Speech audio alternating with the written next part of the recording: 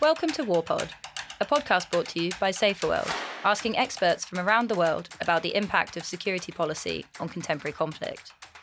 In this series, we'll be taking a closer look at the big shifts in security policy, examining military interventions, arms control, and the impacts of upcoming elections in the UK, US, and elsewhere. I'm Charlie Linney, Project Coordinator in the Arms Unit at SaferWorld.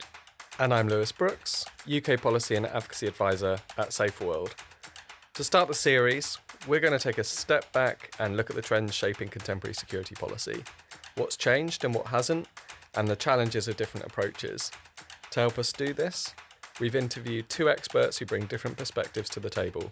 Lord Peter Ricketts, a former British diplomat of 40 years, who was the UK's first National Security Advisor and now chairs the European Affairs Committee in the House of Lords.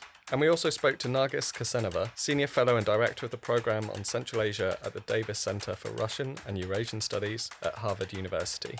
We originally intended to record this set of interviews as one episode, but found ourselves wrapped up in really fascinating discussions with both our guests, which we think deserve more time.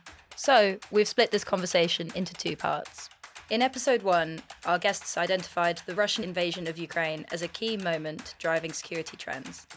We discuss militarization in Europe and Central Asia, as well as the potential risks and blind spots of these dynamics.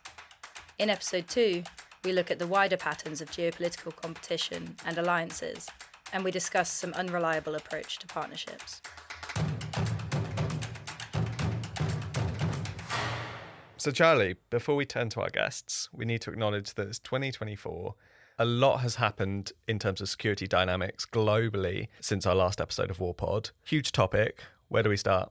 I think the most obvious place to start is with the conflict in Ukraine following Russia's invasion in February 2022. That's attracted loads of media attention. It's been a huge conflict where we've seen massive civilian casualties, and policymakers around the world have turned their attention to addressing this conflict. More recently, we've seen the situation in Israel and the Palestinian-occupied territories start to take over news cycles, and that has continued to escalate and evolve since we recorded these interviews with our guests. I guess there's also been a few other crisis moments in conflicts elsewhere. Particularly, we can think about Nagorno-Karabakh, we can think about Ethiopia, we can think about the upscaling in fighting in Khartoum in Sudan as well, as other moments which perhaps haven't had quite so transformational impact on security policy, but governments have still scrambled to try and react to. Yeah, and we've also seen lots of political crises around the world. For example, we saw coups across the Sahel in Gabon, Niger, Burkina Faso, Mali, Chad, all of these places since 2021 with varying degrees of success, but still really, really important. I mean, the Sahel's a really interesting context because as well as those political crises, we've also had, I guess, much more attention on the role of private military companies as well, with the Wagner Group in particular causing headlines and security headaches. But obviously, that dynamic's been around for a while, but just kind of renewed interest in it. I guess also there's other types of non-state armed groups as well, and increasing interest in gang violence, particularly in places like the Caribbean and South America. So I guess there's these new events there. Some of these dynamics are quite old, but continue to be relevant, like non-state armed groups, like mercenaries. I guess there's a number of other kind of trends that we could point to here as well. Yeah, I think we're still seeing the really damaging impacts of gender inequality, harmful masculinities, and all of these kind of gender dynamics playing out both in conflict and in non-conflict situations around the world that are having an impact on security policy. Then we can also think about climate change as something that's really started to hit the headlines in the last few years. That might include emissions produced by militaries, but also environmental shifts that are leading to migration or other challenges for security actors and for governments. We can think about trends in global health and how that's becoming a bit more securitized, both in terms of the narratives from political decision makers, but also in some cases we've seen the direct involvement of the security sector in delivering and responding to crises, particularly if we think about the COVID-19 pandemic. And then finally, I think I wanted to draw out the role of cyber attacks, disinformation, artificial intelligence, and all of these new technologies that are really starting to shift the way both in which conflict is being undertaken and carried out in certain countries, but also in how conflict is impacting people and how it's received by populations. Okay, thanks, Charlie. Let's turn to our guests now. We spoke to Lord Peter Ricketts, former British diplomat, and Nargis Kassenova, an academic at Harvard University. We started with Nargis by asking her, what are the most significant policy responses to these events? Thank you very much, Charlie and Louis, for inviting me on this podcast. For Central Asia, of course, it is Russia's war against Ukraine that is the most important event among the ones that you enlisted. It is having a profound impact on the region, and if you look at the bigger picture, it is the political and security order that we were used to in the form that had emerged in the wake of the dissolution of the USSR that has been undermined. And at the foundation of that order was the recognition of existing borders as we had them in 1991, no matter how imperfect, contested, etc. And for Central Asia, that principle was extremely important for peace and security, since our borders were drawn and redrawn by the Soviet authorities in a pretty arbitrary manner. And Central Asian states, the five Central Asian states found themselves embedded in various regional, Eurasian, European, and global security arrangements, treaties, organizations, such as Collective Security Treaty Organization, Organization for Security and Cooperation in Europe, NATO Partnership for Peace, Shanghai Cooperation Organizations, and so on. And now these arrangements are either undermined or under a lot of stress, and the level of uncertainty is high. How shall we think about our alliances with Russia in the light of the war? Is Russia a potential security threat? If we look at what happened at the Nagorno-Karabakh and around it, can we rely on Russia as a security provider? What is the credibility of the Collective Security Treaty Organization? Is the will to provide security there? Does Russia have the capacity to provide such security? And last but not least, can we maintain security partnerships with the West? What will happen to the OSCE? What will happen to NATO Partnership for Peace, to other bilateral partnership projects? And of course, it's scary and disorienting. And here I want to discern three policy responses that Central Asian governments have adopted in this new situation. The first one is trying to maintain good relations with Russia while not fully siding with Russia, and we see it in the way Central Asian governments vote in the UN General Assembly.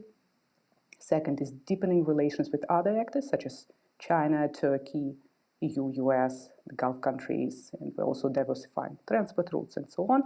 And third is regional cooperation inside Central Asia. I really like the points that Nargis made there. I think the last two specifically feel as if they really summarize the position that Central Asian countries find themselves in. That simultaneous balancing of relations with both Russia and the West, and also this desire to seek new or deeper relationships with countries like China, Turkey, the Gulf states, and others. So we asked the same question about shifts in security policy to Lord Peter Ricketts, and here's his answer. I was a British diplomat for 40 years, and I think the world is more dangerous and more unpredictable than at any time in my career. I certainly never knew a time where there were so many crises going on simultaneously, pulling policymakers in different directions.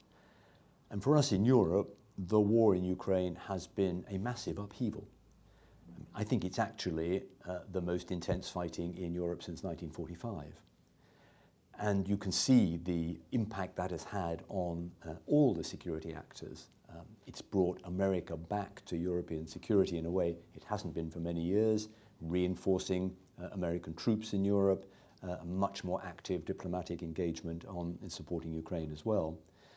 And on European countries, I think in Germany particularly, they have moved further in the first 3 months of the war than they did in 30 years.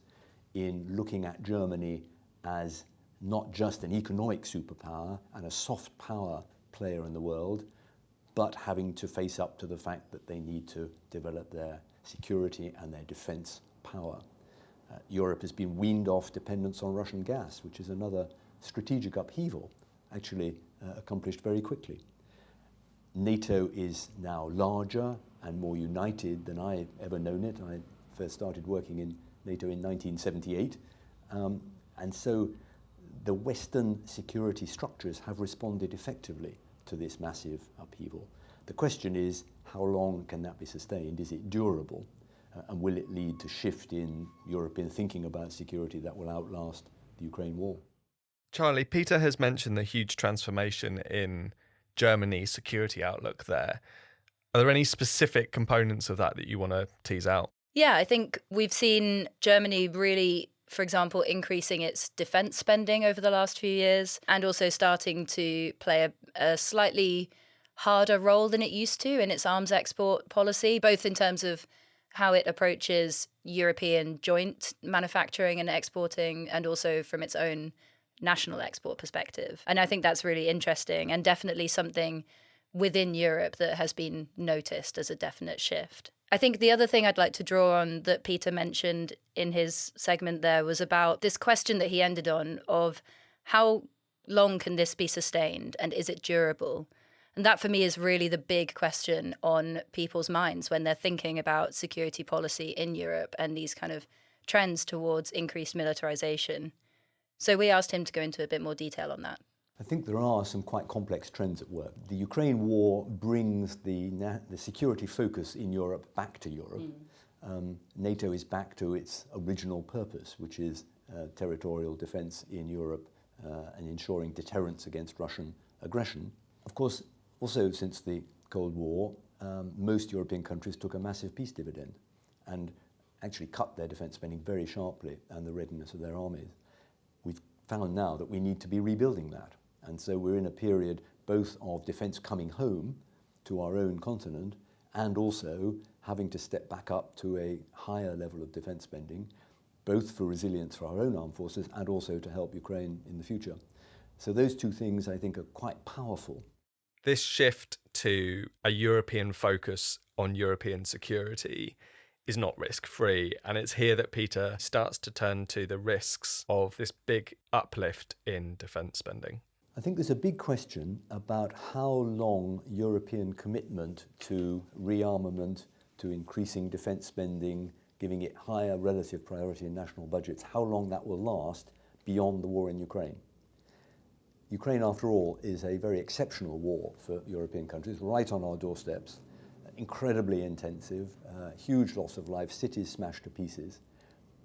When that is over, as it will be at some point, we don't know what kind of settlement yet, will the will to find the resources to sustain a higher level of militarization, if you like, of increased emphasis on the defense, the hard power element, will that continue?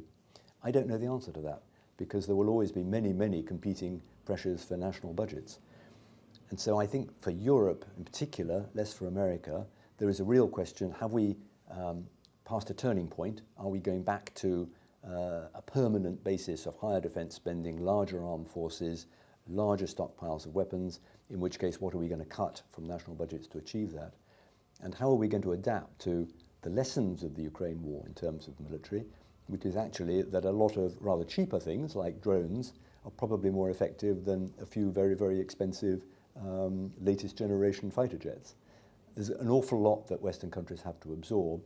I myself am not certain that we will see a continued upward momentum in defense and security once the immediate crisis in Ukraine has passed.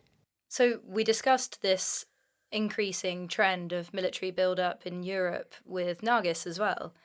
And she highlighted that this isn't just a phenomenon in Europe, it's impacting countries elsewhere. Well, there is militarization and securitization in Europe, but there is also militarization and securitization in Eurasia, in our part of the woods. And it is, of course, very worrying. We see the national governments investing in the military sector, investing in acquiring new weapons, new weapon systems. Now the acquisition of drones is a big thing. Turkish drones are particularly popular. And given the existing conflict potential in the region, this militarization is worrying. Speaking of the conflict potential, first and foremost, I would refer to the ongoing border dispute between Kyrgyzstan and Tajikistan. Over the past years, there have been armed clashes on the border, and if both sides securitize the issue of the border dispute, that can have pretty bad consequences for the countries themselves and for the region at large. We see some good signs lately as well. The Kyrgyz and Tajik governments made some good statements saying that they are moving ahead with the negotiations, but of course the problem is not gone yet. And so we wanted to ask Nargis, what's really driving this military and equipment buildup in Central Asia? Is it being driven by outside powers pushing for security allies in the region, or is it something within the region itself that's driving this buildup? Russia's invasion of Ukraine created even more insecurities and also doubt that Russia can play the role of the regional security provider. We saw what happened in Nagorno-Karabakh, that Russia could not protect its ally, Armenia, that was also a collective security treaty organization member. Apart from that, there was a bilateral treaty between Russia and Armenia. So basically, Armenia was a client state, and nevertheless, it lost the war. It was defeated, linked to Russia. And to some extent, I would also put Iran into the picture. There is certain militarization on the Caspian Sea, and growing insecurity on the Black Sea. Of course, we are not Black Sea literal states, but the transport routes that connect us to European markets, to other markets, we do need access to the Black Sea. So it's a big trend. It's a big trend primarily around the region, but to some extent, it affected us as well. So I think it's really interesting that we have these two military buildups, one in Central Asia, one in Europe, simultaneously happening, linked to each other, but also with their own dynamics. Now, neither of our guests thought that there's this imminent threat of those buildups cascading into open conflict, but obviously there needs to be some caution in ensuring that there's not an escalation. I also think there's a really interesting point about Central Asian governments questioning their long-standing security relationships with Russia, and definitely something to keep an eye on. Yeah, I think that's a really good point, and something that Peter mentioned earlier, which is this real problem that policymakers are now going to have to contend with, is how to balance that heightened military spending alongside all of the other pressing issues of the 21st century in a way that doesn't exacerbate conflict, but helps to prevent and counter the associated risks. So we asked Peter for his thoughts on how governments could better balance these priorities.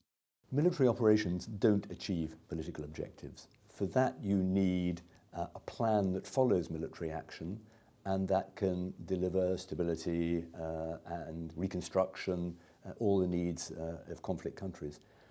I think there's a real concern that while military spending is rising, development aid is going down, particularly strongly in the UK, in other countries as well, and the climate change priority is being downgraded as a result of high energy prices and public attention on other things.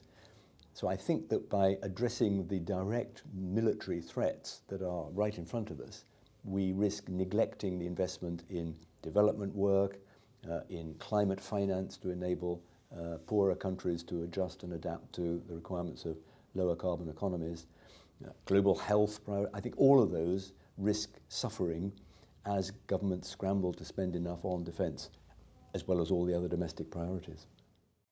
So I think some of those points that Peter made on climate change are really important. And it's interesting because this is something that we mentioned at the beginning of the episode, but we didn't directly bring it up with either of our guests. Peter discussed the issue of climate change in relation to economies and changing priorities with climate finance and other types of government spending, whereas climate change also came up in our discussion with Nargis. However, rather than focusing on domestic spending and the implication for national budgets, She spoke about the urgent need to address the impacts of climate change around the world, particularly in Central Asia. It is a very big problem because Central Asia will be among regions of the world most affected by the climate change. Many areas of Central Asia are arid areas, and they might become hyper-arid. There is a looming water shortage. The glaciers have been melting at a very alarming pace. So it is a huge issue. The governments are aware, and if you look at the rhetoric of the leaders, if you look at the programs that have been adopted, if you look at the pledges that the Central Asian governments made, all of us, all the 5 states, are part of the global processes, and we have the nationally determined contributions. Kazakhstan made a pledge to decarbonize by 2060, and so on and so forth. So there is an awareness among the government, less so among the public, but I think it is growing. So another key trend that we mentioned at the start of the episode was disinformation and misinformation. So at Safe World, as an organisation working in conflict-affected countries around the world, this is something that we've heard time and time again from our colleagues and partners. We're now at the stage where we can all recognise the link between disinformation and security, whether that's through government propaganda, which harms social cohesion and trust in institutions, or foreign influence through media and social media. All of these things can have a really destabilising influence on countries, particularly those with conflict or underlying tensions. Nargis had a lot to say on the role of media and disinformation or misinformation in Central Asia. Well, Central Asia has been in Russia's media space, in Russia's cultural space. So, of course, the local societies, many people inside these countries are consumers of Russian media, and Russian media nowadays is extremely toxic. So there is definitely some impact. And there are divisions inside the societies, with some people listening to Russian propaganda and believing it, while others consuming their news elsewhere and being pro-Ukrainian. So we do see these divisions. It is propaganda. It is disinformation. So definitely that's an issue in the regions, and the governments are aware of the problem, but they somewhat undercut themselves. Being authoritarian states, they have been suppressing independent media for many years, for decades, which made the positions of Russian media stronger. So we didn't have much to help us counterbalance Russian propaganda. But at the same time, there is independent media, and although they are under constant pressure, they are doing their job, and the societies, I think, are more awakened now. And if you look at the youth, I think they're less susceptible to propaganda. So there is also a generational factor that plays into it. So it is a battlefield. So we've got disinformation and misinformation, as well as media freedom and clampdowns on the media more generally, as these big issues in Central Asia. Clearly, those are issues that we've seen in other contexts as well. And I think, a reoccurring feature of different conflict dynamics as well as authoritarian societies. So what's interesting here is we also have a set of issues that risk being ignored whilst there is this military build-up and this militarization. So that clearly links to what Peter and Nargis were saying about climate change. It also harkens back to something that Peter said about the declining aid budget, particularly in the UK, but we've seen other donors as well threatening to cut back their development budgets or reassign them. And so I think we've ended up with, yes, a focus on Russia's invasion of Ukraine and these big policy shifts to respond to that.